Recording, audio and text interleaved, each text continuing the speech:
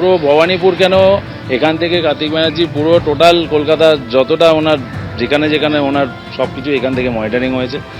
আর উনি তো এটা করবে বলেই পারপাসলি ক্লাবে ঢুকে ক্লাবের সদস্যদের বাইরে বার করে জোর জবরদস্তি জবরদখল যাকে বলে আর কি, তো সবাই নিয়ে ক্লাবে মেম্বার কমিটি নিজেদের মতো বানিয়ে নিয়ে তারপর এখান থেকে সব কিছু সব ওদের মতো ওরা সাজিয়ে গুছিয়ে নিয়ে ক্লাবটা পরিণত করে দিয়েছে পার্টি অফিসে।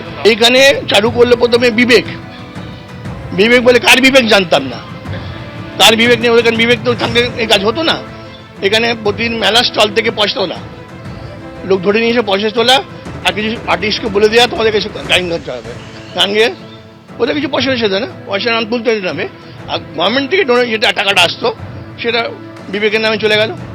এখন শোকত রায়ও বিবেক, শোভনদেবও বিবেক, কার্তিক ব্যানার্জিও বিবেক, এত বিবেক এখানে রয়েছে, আর বাকিদের বিবেক চলে গেছে। একদম আলাদা, সাধারণ মানুষ এখানে আসতে পারে না, বাচ্চারা আসতে পারে না, এই যে বাচ্চারা আছে পেচ্ছাপখানা অবস্থা দেখো। তৃণমূলের পার্টি ৭৩ নম্বর পার্টি অফিস, যারা পার্টিরই ছেলে, তারা হরিশ পার্কের সঙ্গে কোনোদিনও যুক্ত না, তারা 90% সেই সব মেম্বার, আর যাদের রেখেছে তারা সব 85 ইয়ার্স ওল্ড, কেউ 75 ইয়ার্স এজ। তো এই করে ওনাদের পুরো কমিটিতে ওনাদের ঢুকিয়ে দেওয়া হয়, ঢুকিয়ে এবার যারা ক্লাবের সদস্য তারা তো এদের সঙ্গে লড়াই করতে পারবে না, পুরনো লোক, আর সিএম এর ভাইয়ের সঙ্গে কে লড়াই করবে। আর মাঠটা তো আমাদের বিবেক মেলা, বিবেকের নামে খেলাধুলা, মানে বিবেক পাড়ার ছেলেরা নর্মালি কেউ খেলতে পারবে না। এমনি ক্রিকেট কোচিং ক্লাব এখানে বাপ্পাদা ষড়যন্ত্র করেছে, আমরা তার এগেনস্টে না, খেলাধুলা আমরা সবসময় চাই যে খেলাধুলা হোক, কিন্তু উনি যেভাবে সিস্টেমেটিকভাবে এসছেন সেটা একদম বাজে ডিসিশন, মানে এটা একদম বাজে, মানে ওয়াজ একদম কালচার বলা যায়। লাগানো ছিল 4 তারিখের পর, যখন একেবারে ঘোষিত হয়ে যায় তৃণমূল হেরে গেছে, অর্থাৎ তোলাবাজাদের রাজত্ব শেষ হয়ে গেছে, তখন আমরা ক্লাবে সবাই যারা লোকালিটিতে আমরা থাকি, ক্লাবে পুরনো সদস্যরা আসি এবং তালা ভেঙে প্রবেশ করি। সেই দিনই আমরা প্রবেশ করি এবং সেখানে গিয়ে দেখি কিভাবে সব জিনিস এপাট ওপাট করা আছে, জিম ঘর বন্ধ করা রয়েছে এবং কিভাবে আস্তে আস্তে সব জিনিসকে অন্য রকম করে গুছিয়ে ফেলা হয়েছিল। এবং যারা যারা ছিল ক্লাবে আগের সদস্য, মানে তৃণমূল, হ্যাঁ কিছু জিনিস তো লোপাট হয়েছে, সেগুলো হচ্ছে অ্যান্টিক প্রপার্টিজ কিছু ছিল অনেক বহু বছরের পুরনো, সেই সব জিনিসগুলো লোপাট করা হয়েছে এবং তার কোনো হিসাবও দেওয়া হয়নি।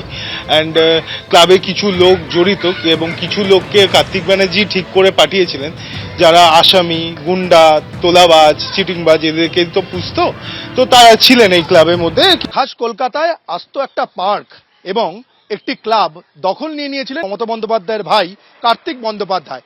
পার্কের নাম হরিশ পার্ক এবং ক্লাবটির নাম হরিশ পার্ক ব্যায়াম সমিতি।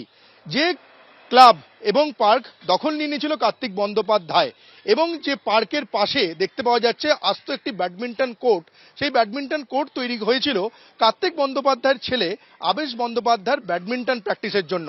যখন কার্তিক বন্দ্যোপাধ্যায়ের ছেলে আবিশ বন্দ্যোপাধ্যায় এই ব্যাডমিন্টন কোর্টে প্র্যাকটিস করতেন, তখন এই পার্কে অন্যদের প্রবেশাধিকার নিষেধ ছিল, তিনি একা এসে এই ব্যাডমিন্টন কোর্টে প্র্যাকটিস করতেন। এমনটাই অভিযোগ ক্লাবের প্রাক্তন সদস্য থেকে সাধারণ নাগরিকদের। রাজ্যে রাজনৈতিক পালাবদল হয়েছে, রাজনৈতিক পালাবদলের পর সেই হরিশ পার্ক ব্যায়াম সমিতি এখন সাধারণ যারা নাগরিক এবং ক্লাবের প্রাক্তন সদস্য তারা দখল নিয়েছেন। ৪ঠা মের পর ক্লাবের তারা ঢুকে ক্লাবের পুরনো তালা ভেঙে নতুন তালা তারা লাগিয়ে দিয়েছেন এবং ক্লাবের পূর্বতন কমিটি ভেঙে গিয়ে তারা হ্যান্ডওভার করে দিয়েছেন নতুন কমিটির কাছে। কিন্তু পূর্বতন কমিটির সদস্যরা এখনো পর্যন্ত রেজিগনেশন দেয়নি। তা নিয়েও নতুন যে কমিটির কোর কমিটি তৈরি হয়েছে তারা বলছেন যে আর কয়েকদিনের মধ্যে তারা পদত্যাগ না করলে পুলিশ প্রশাসনের দ্বারস্থ হবেন তারা। কিন্তু এই যে হরিশ পার্ক এবং হরিশ পার্ক ব্যায়াম সমিতি, এখানে যে দেখতে পাওয়া যাচ্ছে যে জায়গা রয়েছে, সেখানে কার্তিক বন্দ্যোপাধ্যায়ের যে ক্লাব বিবেক, সেই বিবেক ক্লাবের নানান অনুষ্ঠান খেলাধুলা এই হরিশ পার্কে হতো। যেমন বিবেক কাপ থেকে শুরু করে বিবেক মেলা সবটাই হতো এই হরিশ পার্কে, এবং যেখানে সাধারণ মানুষ, সাধারণ নাগরিকদের যত্রতত্র আনাগোনায় নিষেধ ছিল।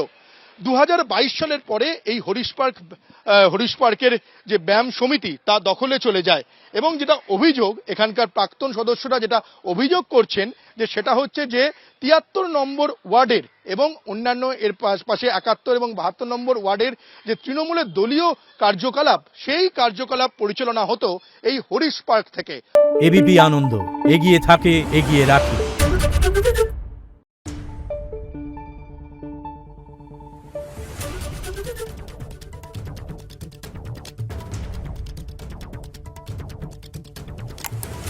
দেখুন